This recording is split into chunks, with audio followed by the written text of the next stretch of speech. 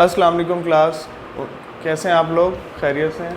अच्छा क्लास, आज का जो हमारे पास टॉपिक है डोजेज फॉर्म में वो है lotions. Lotions basically liquid dosage preparations में आ जाता है। हमने लास्ट टाइम इमल्शन डिस्कस किया था डिटेल में। इमल्शन में उसने हमें बताया था कि भाई और वाटर इन ऑयल है, ऑयल इन वाटर है। अब इसमें भी हमारे पास यही है, लेकिन हमारे पास इसमें क्या है, finally divided powder substances add होते हैं। ठीक है, पाउडर फॉर्म में ही है, लेकिन इसमें लिक्विड की क्वांटिटी ज़्यादा होती है। ठीक है, इसलिए ये लोशन की नेचर लिक्विड की तरह से होती है। लिक्विड एक्वस प्रिपरेशन है, वाटर की एडिशन ज़्यादा है। इसके अलावा हमारे पास ये एक्वस प्रिपरेशन के तौर पर यूज़ किया जा रहा है। और हमारे पास ये किस लिए यूज़ होता है, इसके अंदर एब्जॉर्बिंग मटेरियल होता है, यानी कि आप कोई कॉटन वगैरह में लेके सोक करके अपनी स्किन के ऊपर या फिर इन्फेक्टेड एरियाज़ पर लगा सकते हैं। तो इसकी थोड़ी सी डेफिनेशन भी है, वो भी हम साथ देख लेते हैं बुक से।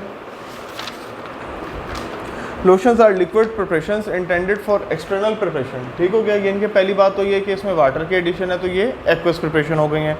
Skin intended for external application of the skin, ये लगेंगी सिर्फ हमारे स्किन के ऊपर वाले एरिया पर।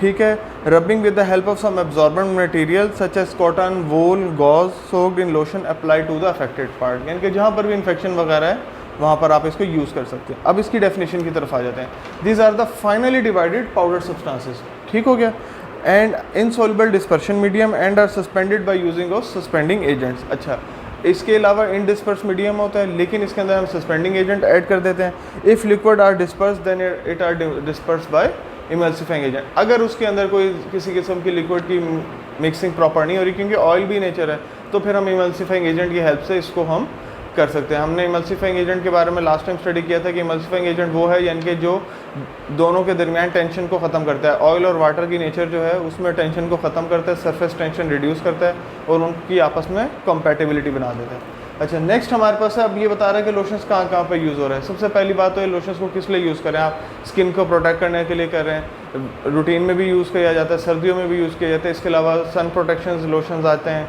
ठीक है, जिसको हम सनस्क्रीन्स कहते हैं। ठीक है, प्रोटेक्टिव स्किन है, लोकल कूलिंग एक्शन है, जैसे लोकल कूलिंग में हमारे पास ये आ जाती है प्रिकली हीट क्रीम है, ये सारे कूलिंग एक्शन में आ जाए। The inclusion of alcohol is lotion. ठीक है, इसके अलावा अल्कोहल लोशंस के अंदर ना अल्कोहल की क्वांटिटी भी डलती है मिनिमम, जिसकी वजह से उसके अंदर कूलिंग इफेक्ट आता है। ठीक है, अगर हम इसके अंदर ग्लिसरीन कर देंगे तो वो फिर हमारे पास ग्लिसरीन ऐड करते हैं लोशन के अंदर, तो हमें वो ज़्यादा सूदिंग इफेक्ट देता है। अच्छा, थेरेप्यूटिक एक्शन इसके अलावा बता रहा है। थेरेप्यूटिक एक्शन क्या है इसमें? थेरेप्यूटिक एक्शन स्किन बर्न वगैरह हैं, स्किन डिसऑर्डर्स हैं, इंसेक्ट बाइट है, एक्नी है जैसे ये चेहरे पर हो जाती है, एट्सेट्रा वगैरह, ये सारी चीज़ें रहती हैं। अब इन्होंने कुछ बताया है हमारे पास कौन कौन से यूज़ हो रहे हैं। कैलामीन लोशन है, ये आप गर्मियों के, जैसे आजकल का मौसम चल रहा है गर्मियों का, उसमें ज़्यादा यूज़ होता है। कैलामीन लोशन ठंडक देता है। इसके अलावा सैलिसिलिक लोशन है, ये स्किन की डिजीज़ हैं, सोरासिस वगैरह, ये उसमें मोस्टली यूज़ हो रहा है। इसी तरह जिंक है, ये भी आपकी स्किन को प्रोटेक्शन प्रोवाइड करता है। जिंक लोशंस भी मार्केट में अवेलेबल है, सिंगल नहीं कम्बिनेशन में। ये सारे लोशंस जो हैं जिसमें से जिंक जो है मोस्टली कम्बिनेशन में मिलते हैं। इन दोनों में आपको चांसेस होते हैं कि सिंगल भी मिल जाए। कैलामीन लोशन तो इटसेल्फ खुद भी है, और इसके अलावा ये एज हम कह सकते हैं डाइल्यूटिंग एजेंट भी कह सकते हैं, व्हीकल के तौर पर भी कह सकते हैं। ये इसके अलावा जितने भी हमारे एजेंट्स हैं अदर देन APIs, इसमें ये हमारे पास कैलामीन का यूजेज अच्छा है। अच्छा, अब हमारे पास आ गई प्रिकॉशन। प्रिकॉशन का मतलब है एहतियात। बैक्टीरिया प्रिकॉशन इस लिहाज से नहीं बता रहे कि आपने क्या ख्याल करना है, प्रिकॉशन इस लिहाज से बता रहे हैं कि जब हम बनाना है तो हमने बनाते हुए क्या ख्याल करना है।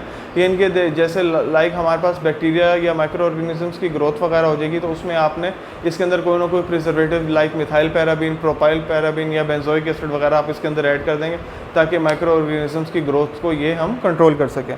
On other hand lotions have a tendency to separate, so containers have shake well before use. अब ये हमारा अपना यूज़ आ गया कि जब लोशंस वगैरह के अंदर ना थोड़ी सी टेंडेंसी होती है कि वो ना आपस में एक दूसरे से सेपरेट हो जाते हैं। ठीक है, तो ब्रेकिंग की चांसेस होते हैं, इसलिए वो कह रहे हैं जब भी आपने यूज़ करना है इसको शेक वेल बिफोर यूज़ करना है। ठीक है, और इसके अलावा आपने इसके लेवल के ऊपर, जब हम लास्ट में इसकी पैकेजिंग की तरफ बात चली गई, जब पैकेजिंग की तरफ बात जाती है तो हम उसको लेवल के ऊपर हमेशा मेंशन करते हैं फॉर एक्सटर्नल यूज़ ओनली। ठीक है, stay away from childrens, keep from sunlight और प्रोटेक्शन हीट, एक्सेसिव हीट, और इसके अलावा लास्ट में हम जो सबसे ज़्यादा हाईलाइट करके लिखते हैं वो लिखते हैं हम फॉर एक्सटर्नल यूज़ ओनली। ठीक है क्लास, तो ये था हमारे पास लोशंस का टॉपिक। बहुत ही सिंपल सा और बहुत ही मज़ेदार टॉपिक है। ठीक हो गया क्लास, उम्मीद है आप लोगों को समझ आई होगी। Thank you so much.